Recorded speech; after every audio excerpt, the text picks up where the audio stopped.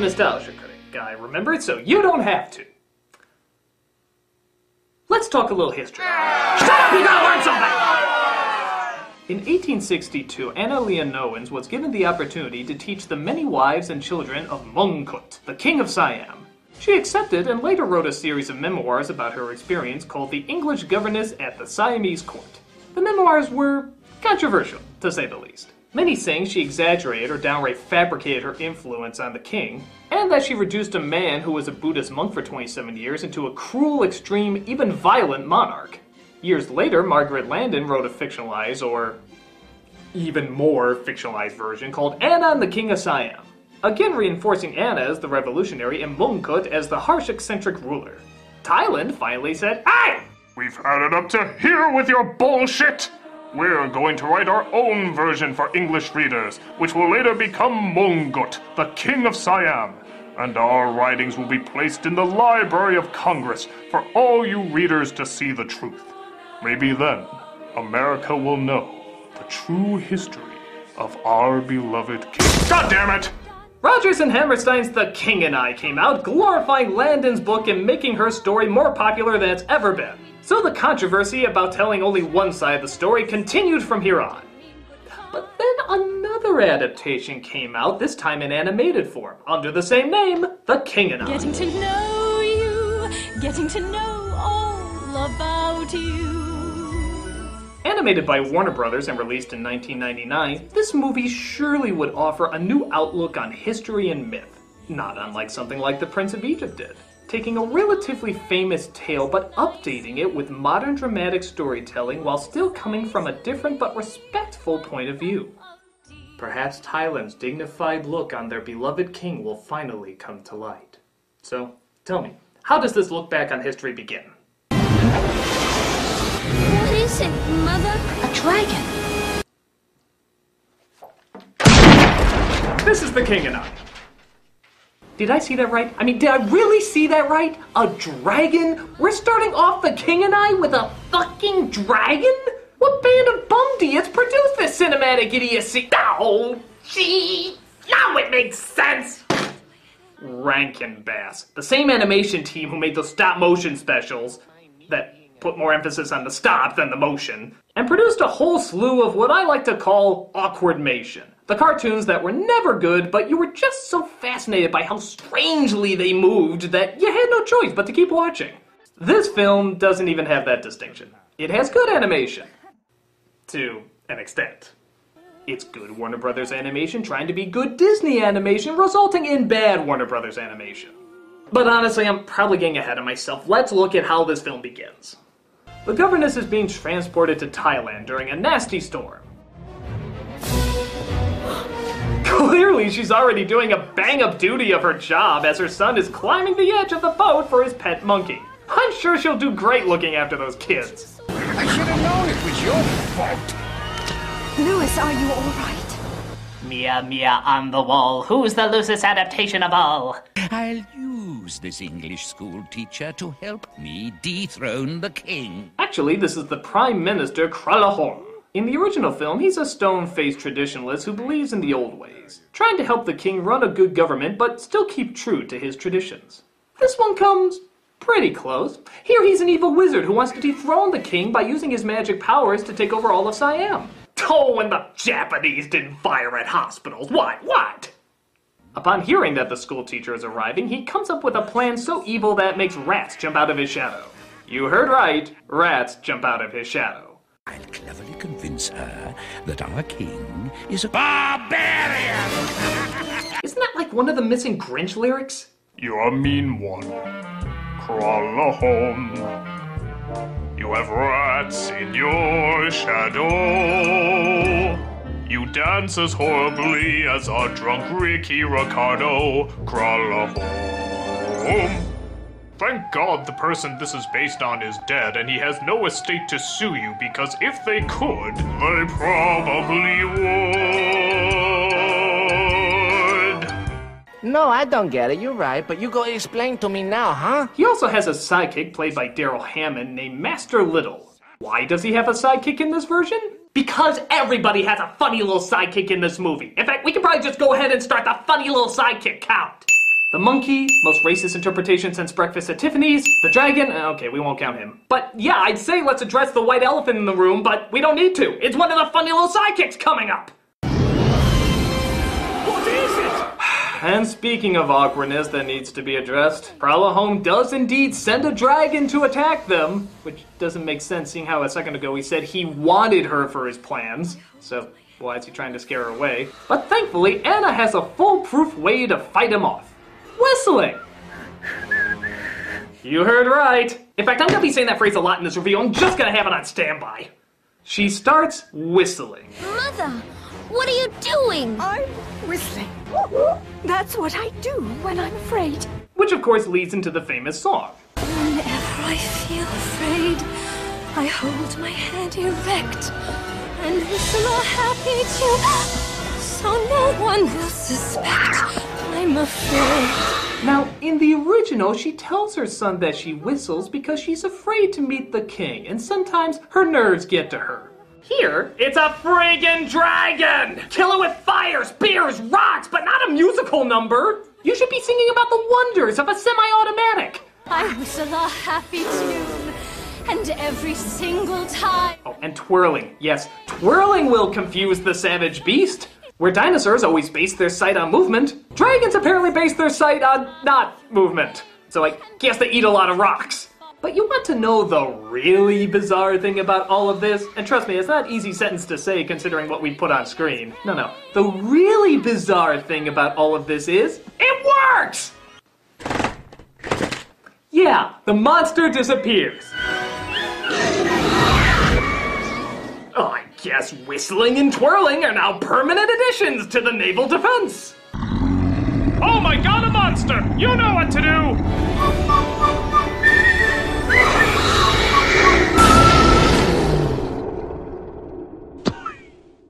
So they make it to Epcot, Thailand, where Anna is finally introduced to the king, his high-fiving panther, his penis's resume, their cuddly sidekicks, and of course, his possible multiple wives? Yeah, in the original there's no mistake, they're definitely his wives, but here they never clarify whether these are wives or servants. I guess either way it doesn't matter, as we can just assume he's putting his dick in them, but still, a little clarity would be nice.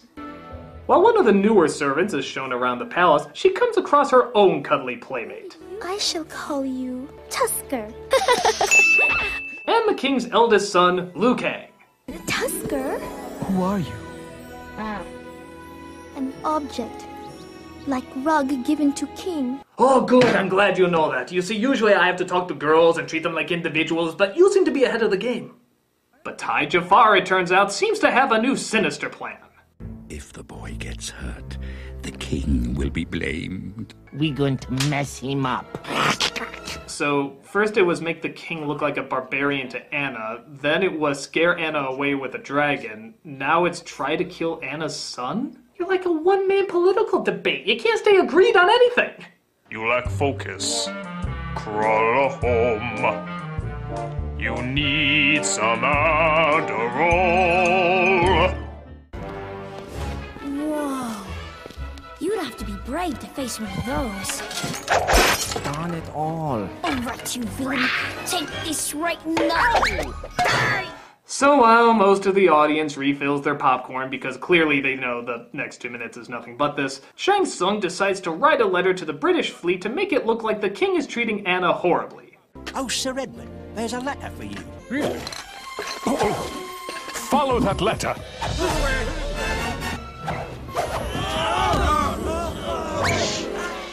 12 trees died to give you that scene, folks. Was it worth it? Where to?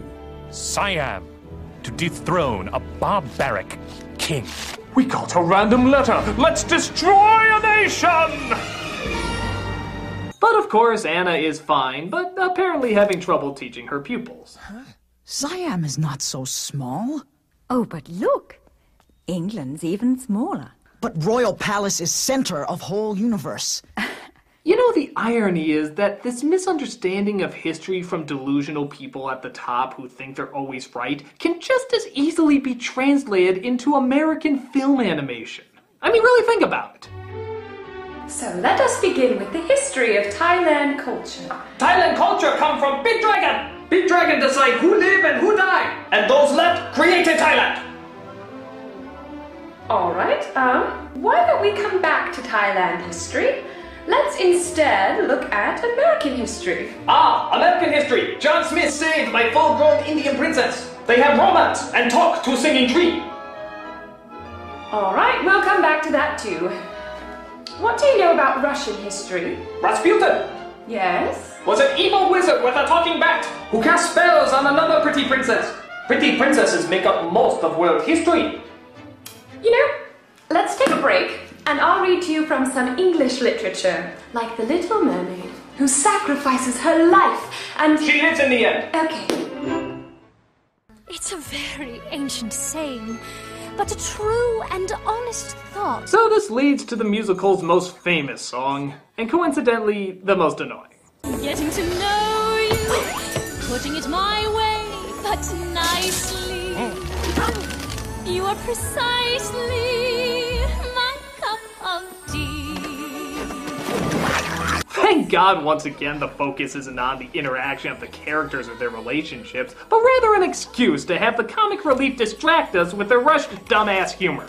Getting to know you, putting it my way, but nicely. This serves especially humorous here as the song is entitled Getting to Know You, and yet by paying more attention to the dragons, animals, and comedic antics, I don't know anything about these people! It's like everything that should be in the foreground is in the background, and everything that should be in the background is in the foreground.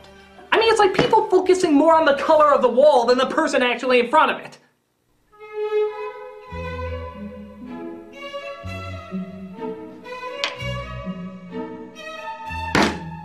Really, guys?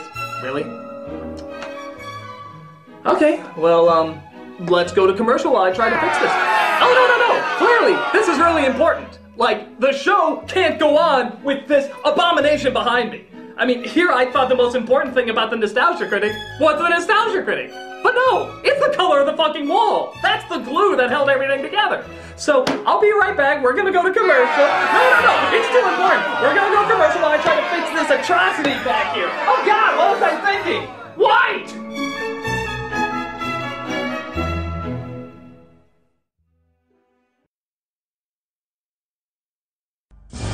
From The King and I, the musical your parents tried to show you after forcing you to watch Sound of Music, comes the 57th anniversary recording of the classic Rodgers and Hammerstein's music, featuring Hollywood's latest, groundbreaking musical discovery, Russell Crowe. Getting to know you! Getting to know all about you! Getting to like you! Getting to hope you like me! Behold, the musical sensation from Les Miserables, and whatever the hell band he's in, delighting the world with his angelic instrument. Whenever I'm afraid, I hold my head erect, whistle a happy tune, so no one will suspect I'm afraid. I can't whistle. Cut recording. Russell, what seems to be the problem? I can't whistle, Paul. Oh, that's okay. We'll just dub over it in post. Nobody dubs over me, Paul. We'll just rewrite the music so I can sing it easier. I think that might be a little disrespectful to the original material. Nonsense. Perhaps you didn't hear my incredible performance in Les Miserables. I did. That's why I was a little concerned. All the critics praised me. They said they never heard anything like it. If Anne Hathaway didn't get the Academy Award, I maybe would have had Best Supporting Actress. Now rewrite the music before I punch you, violently. Will do. Also featuring world-renowned artists from the 90s, Shakira. Shall we dance there on a bright cloud of music? Shall we dance? Cut recording. Russell, you're doing a great job. But do you think you could try it this time with a little more emotion? Right, here's what I was thinking. I was thinking maybe I could squint my eyes and frown. How about that? Or maybe you could try something else. I don't think so. No, he's right. Order now, and you can get other Hollywood sensation Gerard Butler singing your child to sleep with nursery rhymes. Twinkle, twinkle, little star, how I wonder what you... I was the Phantom! The King and I, sung by Russell Crowe, because, by God, somebody has to humor him. And I'm Jabez!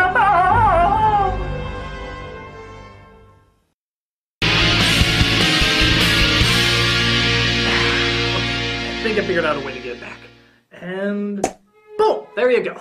That's so sad. Trying to recapture the glory days. It's kind of pathetic. Doesn't he want to step it up a bit? Try something new?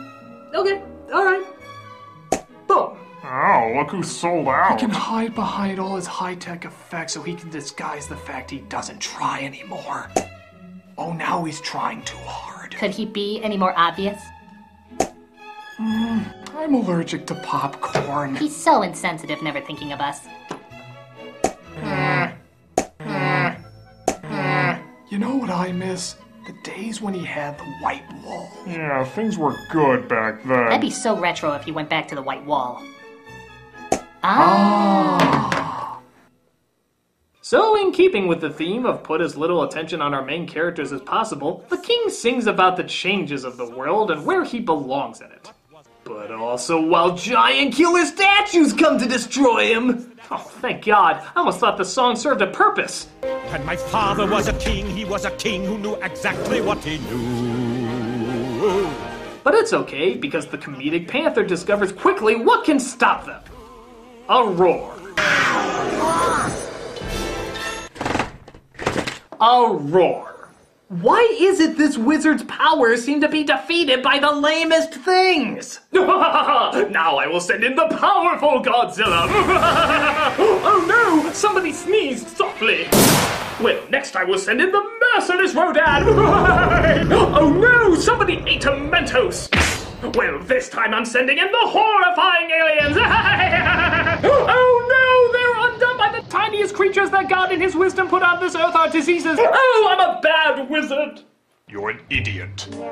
Crawl home. You need to up your game. So the king gets a letter saying the British are coming to kick him out because they think he's a barbarian. They call me barbarian. Who? Certain parties who wish to steal my country. Do you believe it? But it's a lie. A false lie. Doesn't that technically make it truth?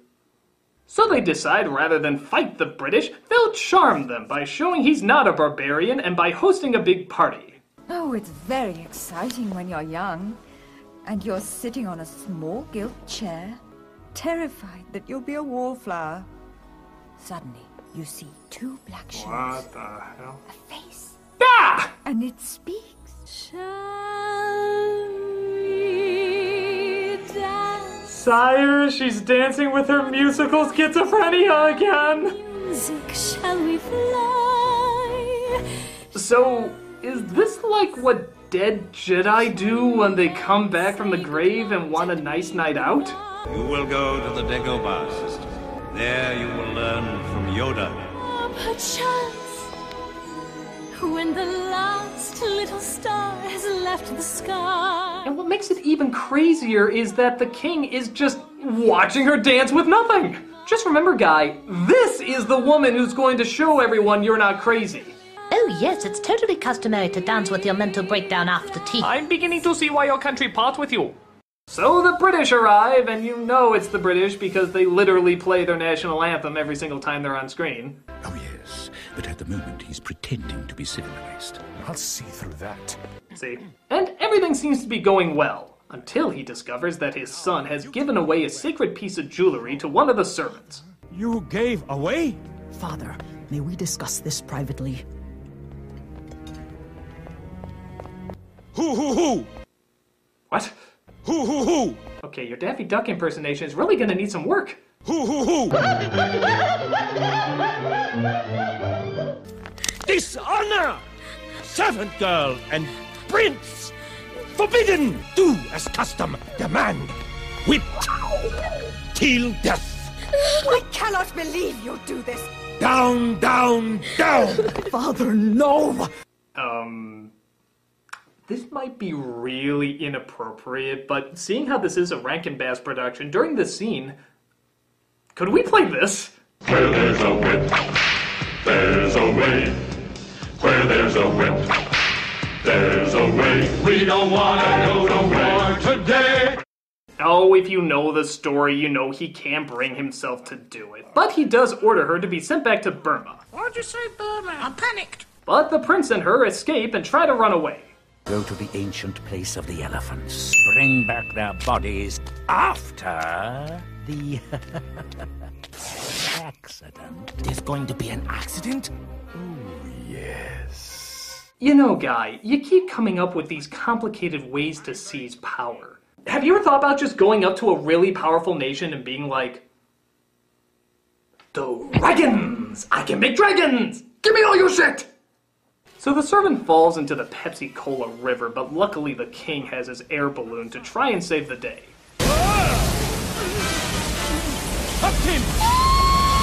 I must save her so I can give her proper whipping! Cruella Holmes sets the balloon on fire while the king is still inside.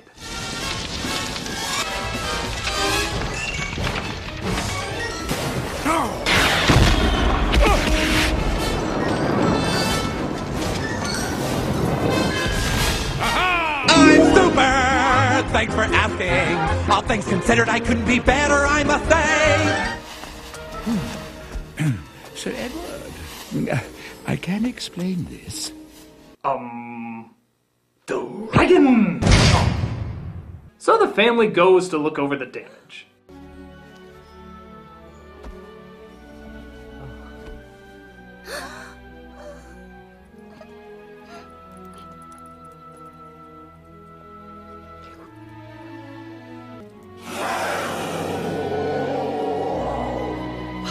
Well, the Panther has given his prognosis. He's definitely dead, folks. I will say when it's time to cry. So he apparently lives in this version, and Anna even seems to stay behind. You could make the argument that this is totally spitting in the face of history, but the other versions seem to do that already. This is more a scrotum shaving of history. Painful, insulting, and not nearly short enough. And I think those are the perfect words to describe this movie overall. Whether you like the original musical or not, I think everyone can agree this is beyond a serious downgrade. The child-friendly additions are so painful and so out of place that I keep expecting to see the Saturday TV Funhouse logo pop up from SNL. I've learned more about Thailand by eating at a Thai restaurant. It cares nothing for its main characters and instead wants to focus on its comedic side characters, which even then aren't really that developed either. And when we get down to it, it doesn't even make any sense. Why make a kid-friendly version of something like this anyway? Did they really think there was gonna be a big enough crowd for it? All I can say is you won't see me trying to cash in on some dying musical fad. I'm the Nostalgia Critic. I remember it so you don't have to.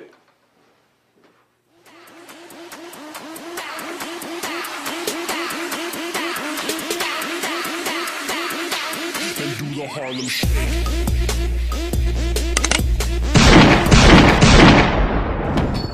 It was never funny to begin with! Stop it! The wall's the wrong color.